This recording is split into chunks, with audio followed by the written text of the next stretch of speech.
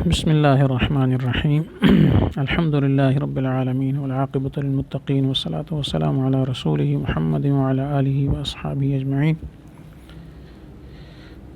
عزیز طلبہ کرام، آج بروز جمعہ ہم قرآن پاک کی تفسیر کو شروع کرنے کا اہتمام کر رہے ہیں۔ تو یہ پہلا سبق ہے آج۔ تو شروع کرنے سے پہلے کچھ چیزیں ضروری ہوتی ہیں۔ ایک تو ہے اخلاص نیت، کہ اپنی نیت کو ٹھیک کر لیا جائے۔ انما الاعمال بالنیات، جیسے بار بار سنتے پڑھتے رہتے ہیں کہ اعمال کا دار و مدار نیتوں پر ہے۔ تو اب ہم قرآن پڑھ رہے ہیں تو ہماری نیت صرف یہ ہونی چاہیے کہ قرآن پڑھ کر ہم اللہ تعالیٰ کے اوامر و نواہی کو معلوم کریں گے اور اس پر عمل کر کے اپنے مولا کو راضی کریں گے۔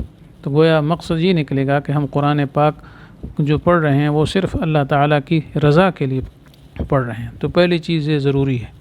دوسری یہ ہے کہ جب قرآن پاک پڑھا جائے، اٹھایا جائے تو اس وقت طہارت لازم ہے، کیونکہ قرآن کو ہاتھ لگانا بغیر وضو کے جائز نہیں ہے۔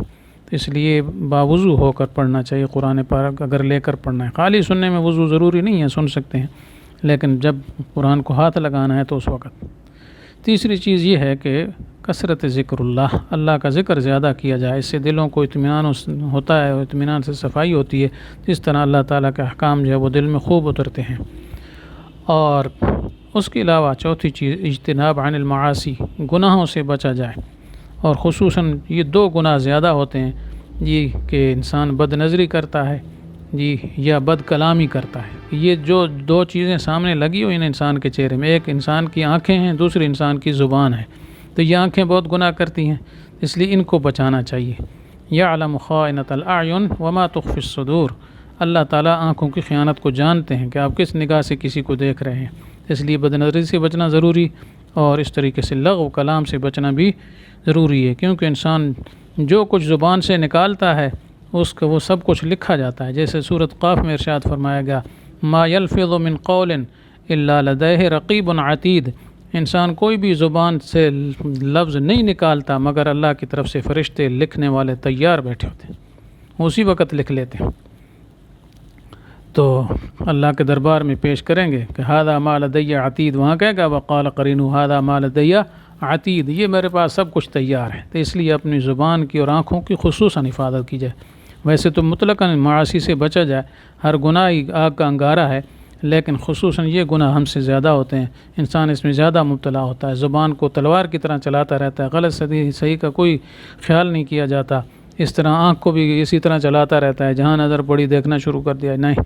تو اس لیے بد نظری سے بھی بچے اور لغو کلام سے، فضول کلام سے بھی بچے، اور اس کے علاوہ پھر صلحاء اور نیک لوگوں کی صحبت اختیار کرے، اور غریبوں کی صحبت اور نیکوں کی صحبت اس کا کیا ہے حکم ہے۔ باقی دولت مند اور بے دین لوگوں کی صحبت سے اجتناب ضروری ہے، کیونکہ صحبت کا اثر ہوتا ہے، ٹھیک ہے۔ اور اس طرح حدیث میں بھی آ چکا ہے ایاک و مجالست الاغنیاء، یہ اپنے آپ کو دولت مند لوگوں کی مجالست سے بچاؤ، کیونکہ اگر ان کے ساتھ رہو گے اور آپ کے پاس پیسہ نہیں تو ہمیشہ ناشکری ہوگی، اور کہیں گے اللہ نے ان کو تو اتنا دیا اور میں تو غریب ہوں، میں تو بالکل میرے اوپر کوئی فضل نہیں ہے، کوئی کرم نہیں، حالانکہ ہزاروں نعمتیں جی، لیکن وہ بے شکری ناشکری پیدا ہوگی۔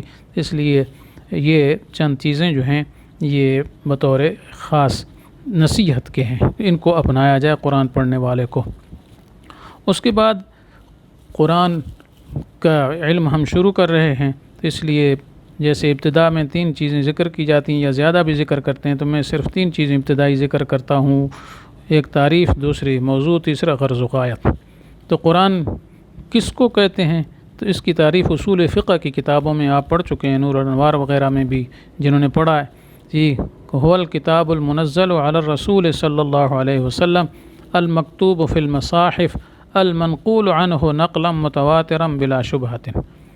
تو یہ گویا وہ کتاب ہے جو رسول سے مراد محمد صلی اللہ علیہ وسلم، رسول کا لفظ ویسے عام ہے لیکن یہاں الف لام عہد خارجی کا ہے، یعنی وہ رسول کون ہے؟